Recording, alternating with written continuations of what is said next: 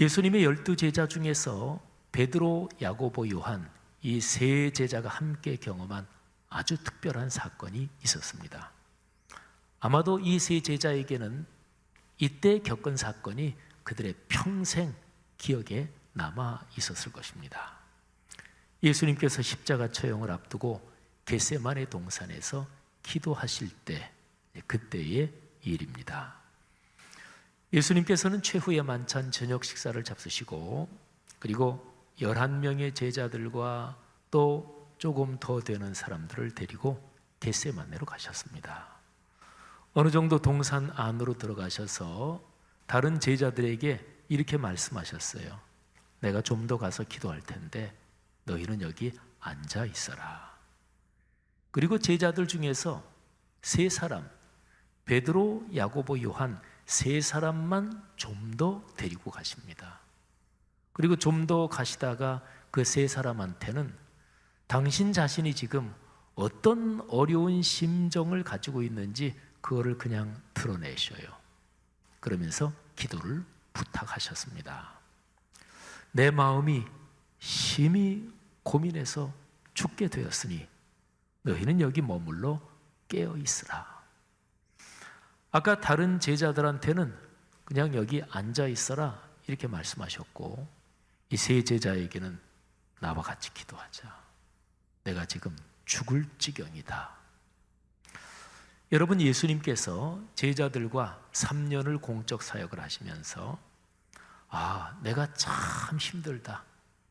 내가 이 사명의 길을 걸어가는데 제대로 끝까지 걸어갈 수 있을지 모르겠다.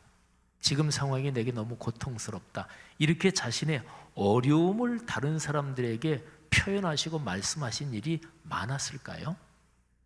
사복음서를 자세하게 읽어보면 사실은 없습니다. 거의 유일하게 한 군데가 바로 이 장면입니다. 베드로, 야고보, 요한 세 제자에게 주님은 당신의 어려운 심정을 그냥 드러내셨어요. 내가 고민스럽다. 죽을 지경이다. 같이 좀 기도 좀 하자. 그러나 세 제자는 예수님을 도와 또는 동역해서 기도하지 못했습니다. 예수님께서 좀 더 가서 혼자 기도하시다가 세 제자에게 오셨습니다. 그런데 이들이 자고 있었습니다. 주님이 이들을 깨우셔요. 깨우시면서 좀 같이 기도 좀 하자. 주님께서 시몬에게, 곧 베드로지요, 베드로에게 말씀하십니다. 시몬아, 자느냐? 내가 1시간도 깨어 있을 수 없더냐? 주님이 기도하다 오셔서 세 사람을 깨워서 자고 있구나. 좀 깨어서 좀 같이 기도하자. 그렇게 피곤하냐? 이렇게 말씀하셨을 때 세 제자는 얼마나 죄송했을까요? 자신들이 따르는 랍비오 주님이신 예수님이 그렇게 자신의 심정을 토로하시면서 기도하자고 하셨는데, 그리고 세 제자도 아마 깜짝 놀랐을 거예요. 3년 동안 이분을 따라다녔지만 한 번도 보지 못한 이분의 모습이잖아요. 나 죽을 지경이다. 깜짝 놀랐을 거예요. 그런데 그렇게 기도 부탁을 받고도 세 사람이 잠자고 있었으니 주님이 오셔서 깨웠을 때 얼마나 송구스러웠겠어요. 자, 예수님이 다시 기도하러 가십니다. 그리고 두 번째로 제자들에게 오셨어요. 근데 그들은 또 자고 있었습니다. 예수님이 그들을 또 깨우셨어요. 그들은 어쩔 줄을 몰랐습니다. 무슨 말도 할 수가 없었어요. 아마 생각해 보건대 이들이 참 쥐구멍이라도 있었으면 들어가고 싶을 정도로 아주 부끄럽고 창피하고 죄송스러웠을 것입니다. 여러분, 세 제자가 일부러 잔 게 아니었어요. 이 사람들이 몹시 피곤했습니다. 성경에도 나와요. 그리고 예수님도 이 세 사람이 굉장히 피곤하다는 사실을 잘 알고 계셨습니다. 그래서 예수님이 하신 말씀이 너희가 마음으로는 내가 기도 부탁한 거에 따라서 같이 기도하고 싶지만 너희 지금 몸이 심히 피곤하다는 거 내가 안다. 마음은 원이로되 육신이 약하도다. 이 말이 그런 뜻이에요. 자, 어쨌든 예수님은 올 때마다 깨우시고 그들은 너무너무 죄송스럽고, 예수님이 또 다시 기도하러 가셨다가 이제 다시 오십니다. 세 번째죠. 근데 이번에도 역시 제자들은 자고 있었고, 그리고 주님은 그들을 깨우십니다. 그리고 이렇게 말씀하십니다. 세 번째로 제자들을 깨우시면서 주님이 하신 말씀이 마가복음 14장 41절, 42절에 이렇게 기록되어 있습니다. 이제는 자고 쉬라. 그만 되었다. 때가 왔도다. 보라, 인자가 죄인의 손에 팔리느니라. 일어나라. 함께 가자. 보라, 나를 파는 자가 가까이 왔느니라. 여러분, 이 세 제자는 얼마나 송구스러웠을까요? 이 세 번째 특별히 어쩌면 죽고 싶을 정도로 창피했을 것입니다.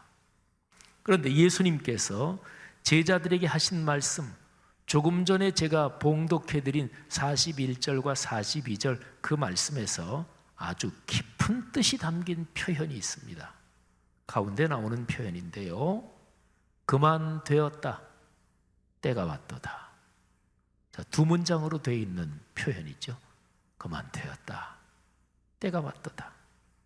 자, 두 문장 중에서 뒤쪽 문장 먼저 한번 살펴봅시다. 때가 왔도다. 무슨 때가 왔다는 말인가요? 요 현상적인 문맥을 보면 예수님을 체포하러 오는 사람이 가룟유다가 배반자 가룟유다를 앞세우고, 그리고 대제사장들의 하인들 또는 군인들이 무장을 하고 잡으러 오고 있었어요. 그러니까 나를 잡으러 오는 사람들이 가까이 왔다. 내가 체포될 때가 왔다. 이런 얘기죠. 그런데 이 때가 왔다. 여기에서 좀 더 깊은 뜻은요, 예수 그리스도의 십자가의 고난을 통해 삼위일체 하나님의 구원의 계획이 드디어 완성되는 때가 이제 본격적으로 왔다. 이런 뜻도 담고 있습니다. 자, 그러면 앞에 문장 그만 되었다. 이게 참 아주 두 단어로 된 짧은 문장인데 굉장히 울림이 큽니다. 그만 되었다. 자, 뭐가 그만하면 됐다는 얘기일까요? 두 가지를 생각할 수 있어요. 첫째는 제자들은 계속 잠자고 있었잖아요. 근데 주님께서 그렇게 말씀하시는 거예요.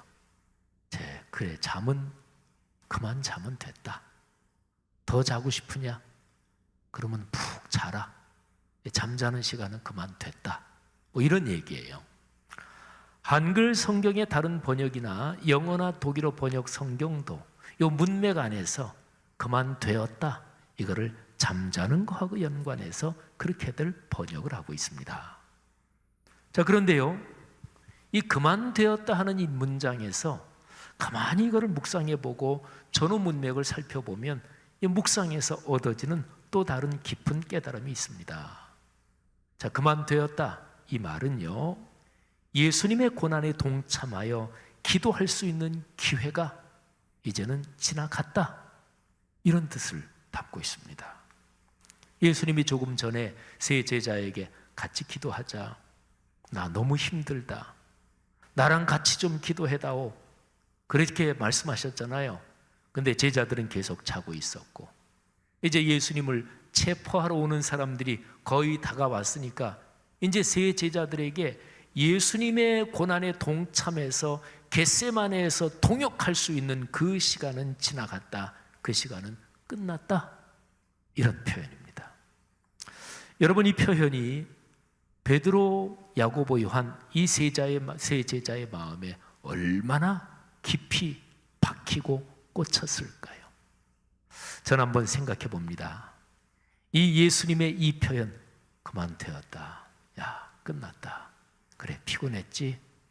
그래, 잠잔 거 잘했어, 이제 가자, 그만 되었다.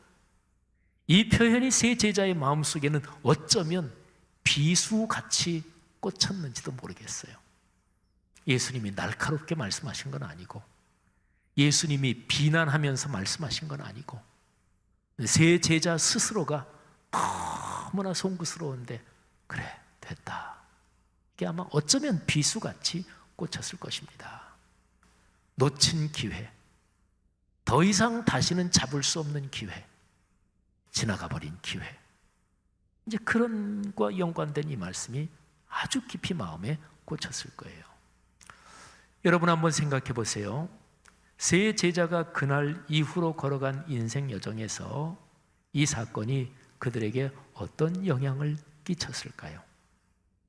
세 사람 중에서 가장 먼저 순교한 사람이 제자 야고보입니다. 야고보는 순교의 상황에서 그가 겟세마네 동산에서 깨어 기도하지 못하고 깊은 잠에 떨어졌던 겟세마네의 깊은 잠을 혹시 떠올리지 않았을까요? 그때 주님께서 마지막으로 하신 말씀, 그만 되었다, 가슴에 꽂혀있던 그 말씀이 다시 떠오르진 않았을까요? 그때 깨어 기도할 기회를 놓쳤는데 그 깊은 회한을 생각하면서 용감하게 순교의 잔을 마신 것은 아닐까요? 야고보의 동생이 제자 요한이에요. 요한은 12제자 중에서 가장 오래 살은 걸로 교회 전승이 전하고 있습니다. 그리고 나중에는 반모섬으로 유배를 당했습니다. 일찍 순교하는 것도 십자가를 지는 거지만 오래도록 살면서 유혹과 박해가 얼마나 많았겠어요. 그거를 다 견디면서 그리스도의 몸인 교회를 섬기는 것도 똑같이 일찍 순교하는 것만큼 큰 십자가지요. 여러분, 이 제자 요한은 오래도록 주님의 일을 감당하고 몸된 교회를 섬기면서 얼마나 많은 유혹과 박해를 받았을까요? 근데 그때마다 겟세마네의 깊은 잠을 떠올리지는 않았을까요? 그런 실수를 또다시 저지를 수는 없다 생각하면서 다시금 깨어 기도하면서 자신의 사명을 다 감당했던 것은 아닐까요? 그만 되었다, 이 주님의 말씀 말이죠. 영화 코바디스를 보면 베드로가, 세 제자 중에서 이 베드로가 로마에서 순교당하는 장면이 나옵니다. 베드로가 로마의 무시무시한 박해가 일어났을 때 베드로는 로마에서 성도들과 함께 순교당하더라도 로마에 있을 생각을 하고 있었습니다. 그런데 성도들이 베드로에게 간곡하게 부탁을 합니다. 베드로 사도께서 살아계셔야, 그래야 그리스도의 몸인 교회가 이어집니다. 로마를 떠나셔야 됩니다. 간곡한 눈물 어린 성도의 권면에 베드로가 시종드는 한 젊은이와 함께 로마를 빠져나갑니다. 로마로부터 쭉 이어지는 아피아 가도라는 그 도로를 걸어서 빠져나갑니다. 그런데 갑자기 환상 중에 베드로에게 예수님의 모습이 보이는 거예요. 베드로는 로마를 빠져나가고 있는데 예수님은 로마 쪽으로 향해 걸어가고 계셨습니다. 그때 베드로가 묻습니다. 주님, 어디로 가십니까? 쿠오 바디스 도미네. 주님, 어디로 가십니까? 쿠오 바디스 도미네. 주님께서 대답하시죠. 네가 지지 않고 버린 십자가 내가 지르고 로마로 간다. 베드로는 그 자리에서 다시 기도하면서 로마로 가지요. 베드로도 예수님처럼 십자가에서 처형됐는데 전해져 내려오는 이야기에 따르면 베드로는 자신을 처형하는 군인들에게 내 주님께서 십자가에 못 박혀 돌아가셨는데 내가 어찌 감히 주님과 같은 모양으로 십자가에 못 박힐 수 있단 말입니까? 나를 십자가에 거꾸로 달아주십시오. 그래서 베드로를 십자가에 못 박고 못 박힌 채로 이거를 뒤집어서 거꾸로 못 박혀 순교를 당하셨습니다. 여러분, 베드로가 십자가 처형을 당할 때 혹시 베드로는 겟세마네의 그 깊은 잠을 떠올린 것은 아니었을까요? 그만 되었다. 주님의 그 말씀을 떠올리면서 베드로가 순교의 길로 주님께 순종하며 걸어갔던 것은 아닐까요? 사랑하는 성도 여러분들이요, 코로나19 지나가겠죠. 완전히 퇴치돼서 지나갈지, 아니면 최근 뉴스 보도 보니까 의료 전문가들이 감기처럼 우리 인류가 그냥 달고 살지도 모르겠다. 그렇게도 얘기를 하더라고요. 보통 이 감기 걸리는 게 코로나 계열 바이러스라 그러죠. 근데 감기를 유발시키는 이 코로나 계열 바이러스가 종류가 4가지래요. 근데 현재 코로나19가 이게 조금 세력이 약해지고 힘이 약화되면서 이 감기를 일으키는, 말하자면 감기 유발 코로나 계열 바이러스 중에서 5번째 바이러스로 인류가 그냥 감기처럼 그렇게 달고 살지도 모른다, 이렇게도 얘기하더라고요. 뭐 그렇게 종료되든 아니면 완전히 퇴치되든지 간에 코로나19도 지나갈 것입니다. 그런데 중요한 것은 지금 이 우리가 걸어가는 시기를 그리스도인들이 깨어있는 마음으로 걸어가야 합니다. 정신과 영혼이 잠들면 안 됩니다. 지금 이 시기가 지나간 후에 우리 각 사람은 자기 양심과 그리고 내 사랑하는 아들, 딸, 손녀, 손자들에게 질문을 받을 것입니다. 그때 아빠, 엄마, 할아버지, 할머니는 어떻게 그 시기를 지내셨어요? 그때 내 양심에 부끄럽지 않으려면, 아들, 딸, 손녀, 손자에게 부끄럽지 않으려면 지금이 걸어가는 시기를 깨어 기도해야 합니다. 여러분, 한국 교회가 지금 코로나 바이러스 이런 상황에서 한국 교회는 코로나19 바이러스 상황에서 너무너무 대처를 잘하고 있어. 그리스도인들에게서뿐만 아니라 우리 사회적으로도 한국 교회는 역시 달라, 이렇게 인식을 받고 있는 그런 상황은 아니죠. 한국 교회가 참 애를 쓰고 또 당황스럽기도 하고 그런 식으로 이 시기를 지나가고 있습니다. 코로나19와 연관해서 삼위일체 하나님께서, 우리 주님께서 한국 교회에 주시려는 메시지가 있을 테고 우리 사회와 오늘의 세계 교회에 주시려는 메시지가 있을 거 아니겠어요? 우리 한국 교회가 힘겨워하고 또 오늘날의 인류가 힘겨워하고 있는데 예수 그리스도께서, 성령님께서 우리를 위해서 기도하고 계실 것입니다. 로마서 8장에 보면 하나님 보좌 우편에 계신 부활하신 예수 그리스도, 승리하신 예수 그리스도께서 우리를 위해서 기도하고 계시다고 기록하고 있습니다. 또 성령 하나님께서는 우리를 위해서 탄식하면서 기도하고 계시다고 기록하고 있습니다. 그러면 지금 이 상황에서 한국 교회와 이 땅의 그리스도인을 위해서 주님께서, 성령 하나님께서 얼마나 탄식하면서 기도하실까요? 그러면서 주님께서 이렇게 말씀하고 계시는 거예요. 같이 기도하자. 2000년 전 겟세마네 동산에서 베드로, 야고보, 요한 세 제자에게 기도의 동역을 부탁하셨던 주님께서 오늘 이 상황 가운데서 한국 교회와 그리스도인에게 다시 또 같이 기도하자, 기도의 동역을 부탁하시는 거죠. 이 상황이 종결될 즈음에 오늘날의 한국 교회와 그리스도인은 주님께 어떤 말씀을 들을까요?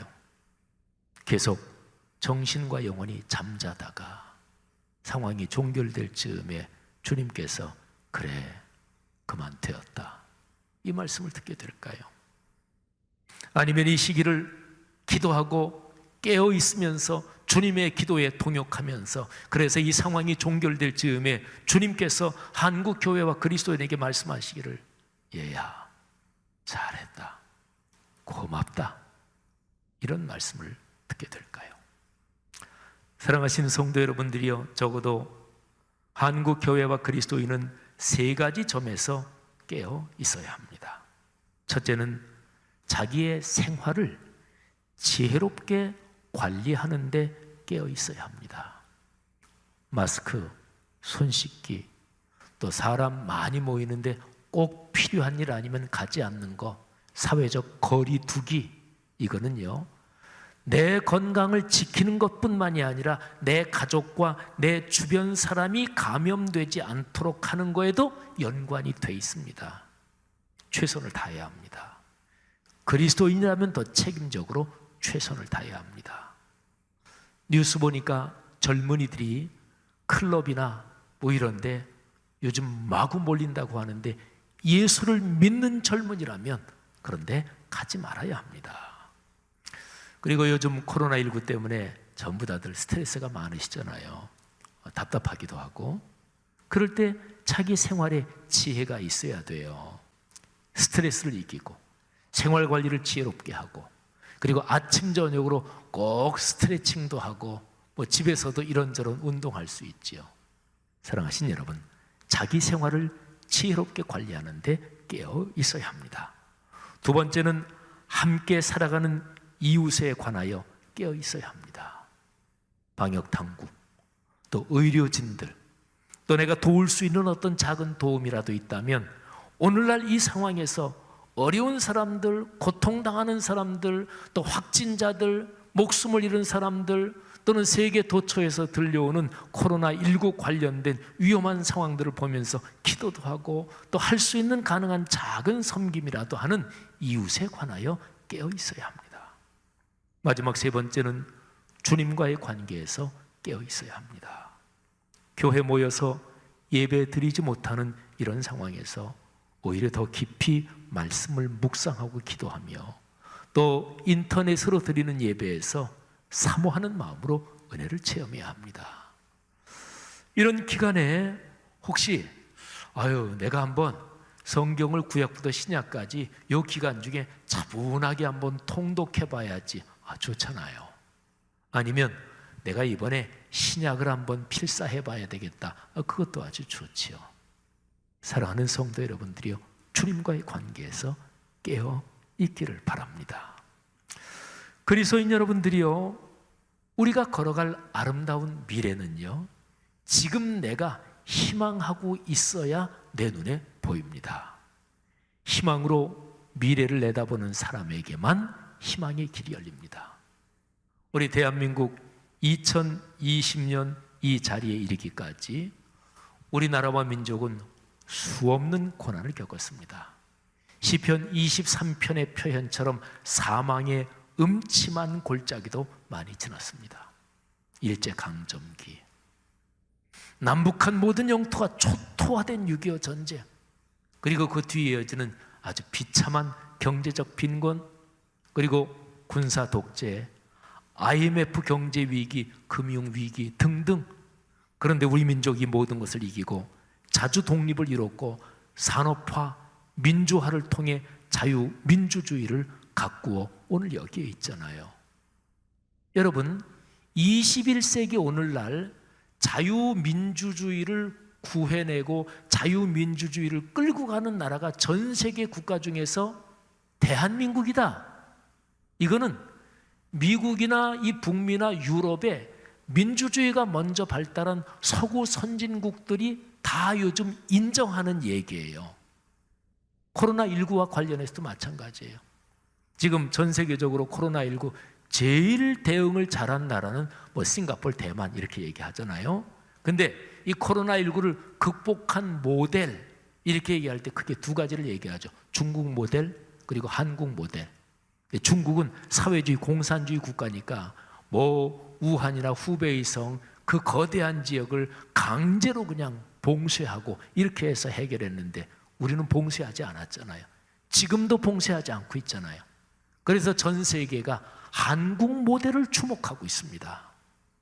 여러분, 이 정도면 2020년에 대한민국은 참으로 장한 나라입니다.